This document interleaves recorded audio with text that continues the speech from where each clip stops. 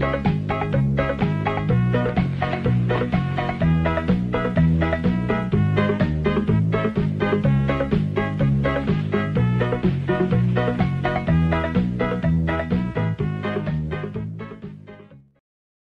bukan episode keempat. Guys, gua pengen kalian yang nonton budayakan dulu untuk membaca atau mendengarkan sebelum berkomentar ya. Karena gua kemarin keburu-buru, gua sampai gak melakukan pemeriksaan ke YouTube dulu supaya menghindari copy kanan kayak gini. Dan alhasil, Bapak Aniplex selaku produsernya auto nyepak gua. Aduh. Jadi ya, kalau kalian udah nonton, skip aja gak apa-apa. Tapi jangan lupa drop like-nya dulu. Buat yang mau nonton ulang, silahkan banget dan makasih banget malahan. Dan buat yang belum nonton, ya gas ditonton aja lah guys. So, tanpa berlama-lama lagi, mari kita mulai Solo Leveling episode ketiga.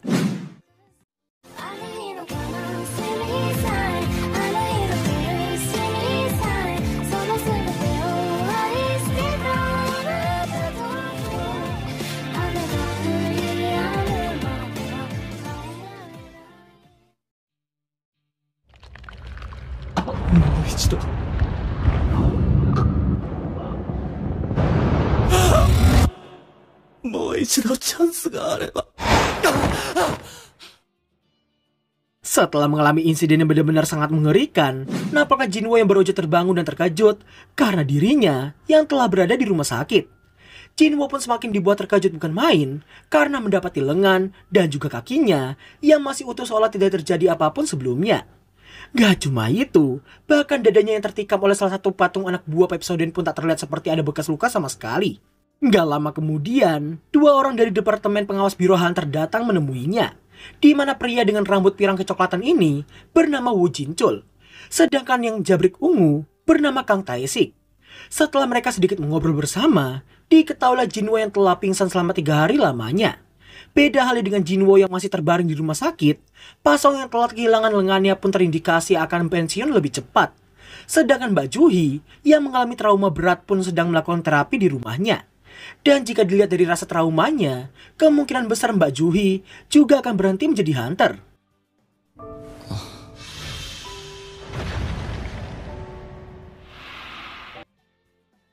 Jinchul juga memberitahukan hanya 6 orang saja yang berhasil keluar hidup-hidup dari dungeon 2 lapis itu.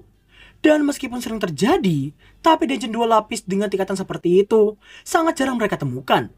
Jinchul pun menaruh suatu kecurigaan pada Jinwo karena saat Guild White Tiger mendatangi TKP, alangkah terkejutnya mereka semua karena hanya menemukan Jinwo yang terkapar tanpa adanya jejak kuil Kartenon yang dimaksudkan oleh 5 korban lainnya.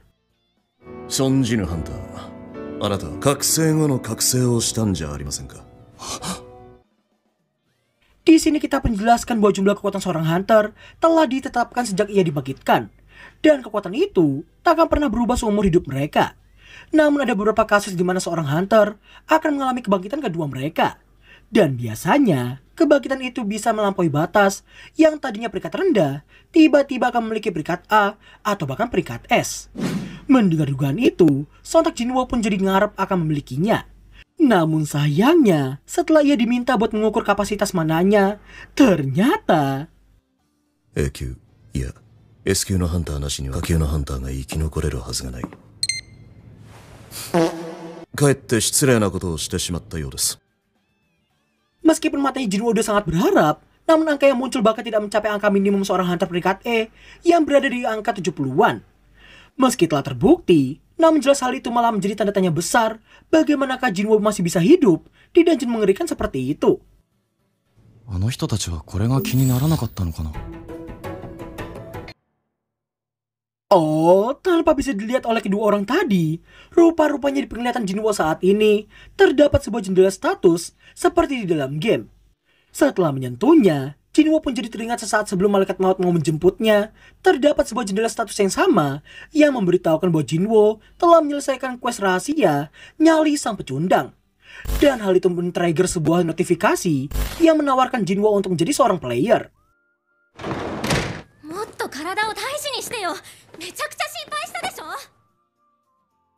Wahai jiwa ibuku, tolong tahan.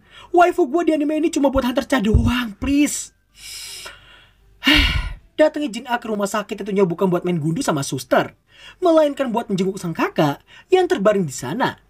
Melihat sang kakak yang tersenyum mendengar omelannya, Jin-A pun bersumpah jika terjadi sesuatu lagi pada Jinwo, maka dirinya akan berhenti sekolah dan mulai bekerja supaya kakaknya itu bisa berhenti menjadi hunter.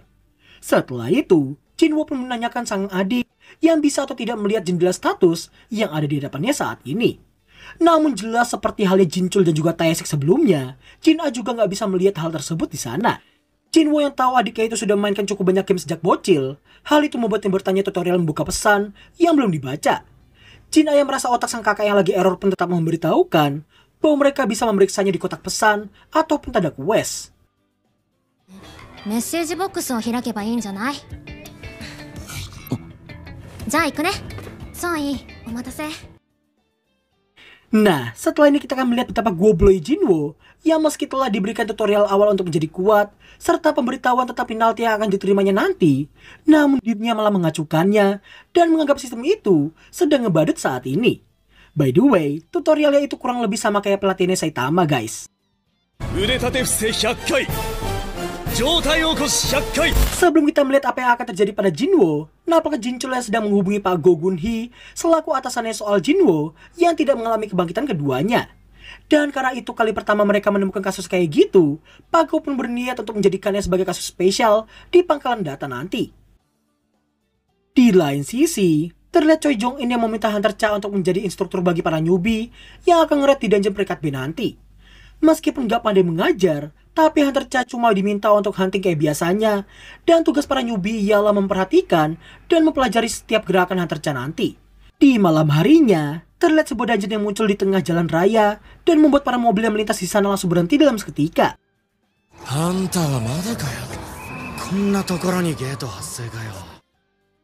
Dan Yasin pun akhirnya kembali ke Jinwo yang sebentar lagi akan mengalami yang namanya penalti dari sistem.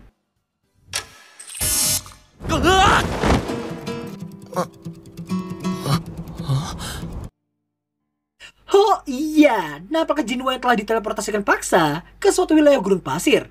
Namun tentunya ia nggak cuma ngejomblis di sana ya, karena tepat di belakangnya saat ini terdapat seonggok kelabang jumbo yang siap mencium Jinwo dengan senang hati.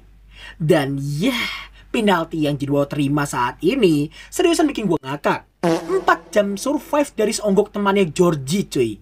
Udah gitu di padang pasir yang panasnya pasti nggak ngotak sama sekali. Hingga pada akhirnya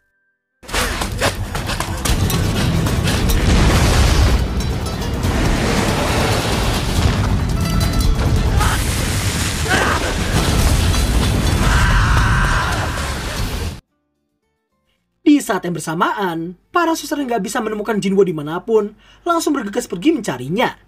Dan setelah beberapa jam mencari, salah satu suster mendet mencarinya lagi ke kamarnya. Bersamaan dengan itu nampaknya waktu survive Jinwo yang tersisa cuma beberapa detik lagi. Sampai akhirnya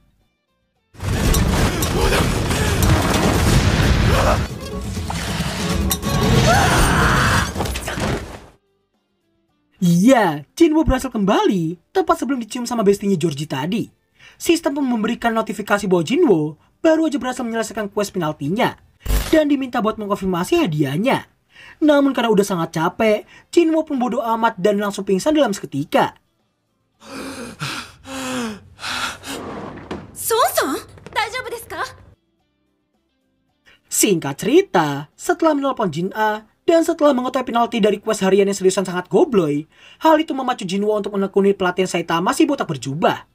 Sementara itu, nampaknya Mbak Juhi yang mendapatkan tawaran untuk mengikuti Red peringkat B, namun karena mengetahui Juhi yang masih dalam masa terapi pasca trauma, hal itu membuatnya diberikan pilihan boleh ikut dan boleh menolak juga. Sebelum menutup teleponnya, Hunter yang menelponnya itu memberitahukan bahwa Song Jinwo telah siuman dari pingsannya. Senang mendengar kabar tersebut, Mbak Juhi pun langsung menjenguknya di rumah sakit. Namun ketika baru aja mau OTW ke ruangannya, para suster nampak mengagumi sekaligus khawatir dengan Jinwo yang selalu saja berlatih meski baru siuman 4 hari yang lalu.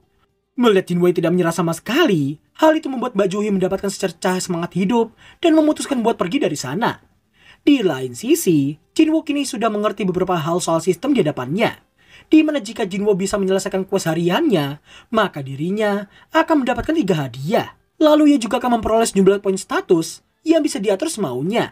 Dan bersamaan dengan status tubuh yang dinaikkan, efek kenaikan status itu juga akan dirasakan oleh Jinwo secara langsung. Misal baru aja ia menambahkan STR atau kekuatan, Jinwoo juga merasa otot tubuhnya kini telah bertambah. Sekembalinya ke kamar, terlihat Jinwoo yang mau membuka hadiah berupa random box yang ia dapatkan setelah menyelesaikan quest hariannya.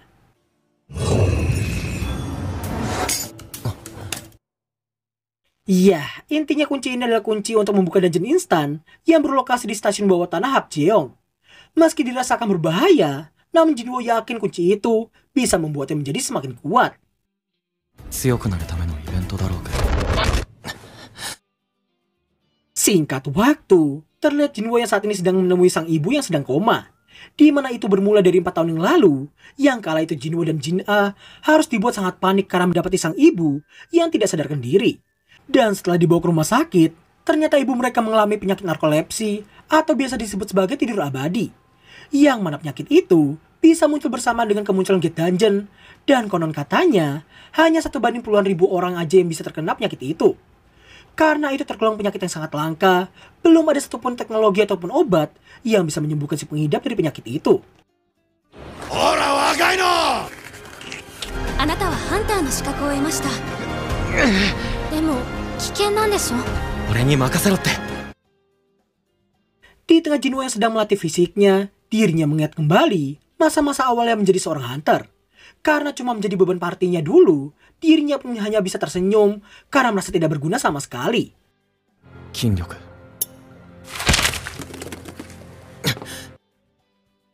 Nah, setelahnya si Jinwoo ini terlihat mendatangi stasiun bawah tanah Hapjeong untuk mencoba kunci dungeon instan miliknya. Dan gak lama kemudian, kunci yang dibawa oleh Jinwoo membuat sebuah lubang kunci muncul secara tiba-tiba.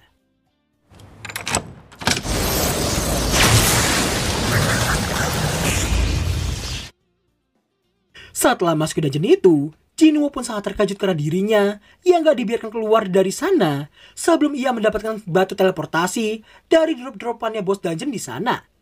Meski merasa ragu karena itu kali pertamanya solo leveling, akan tetapi karena gak ada pilihan lain, Jinwoo pun berniat menyusuri dungeon itu dengan sangat hati-hati. Namun sayangnya...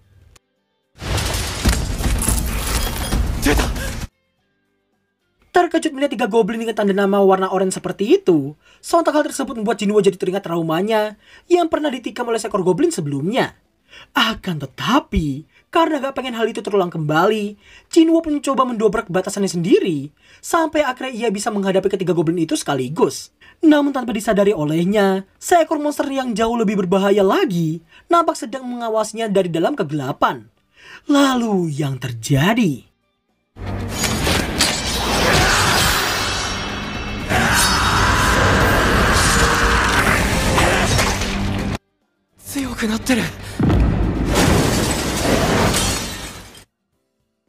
Ya, seonggok serigala bertaring besi bernama Steel Fang Raikan muncul, dan warna dari namanya itu ialah merah.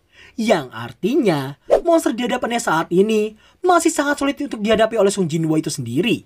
Hal itu terbukti dari kakinya Jinwoo yang sangat gemetaran dan diduga berasal dari traumatisnya pasca insiden patung Pepsodent sebelumnya. Sampai pada akhirnya...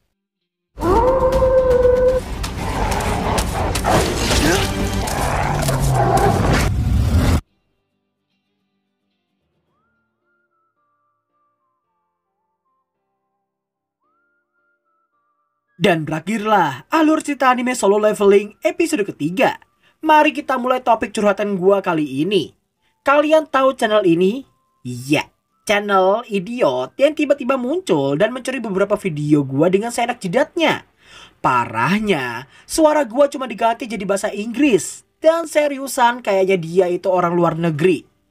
Nah, emosinya gua di sini karena meski udah gua coba komen baik-baik sebelumnya buat stop mencuri konten orang lain, dan iya cuma gua doang yang dicuri hitungannya ya. Tapi ini channel malah nekat dan malah ngapusin semua komentar gua.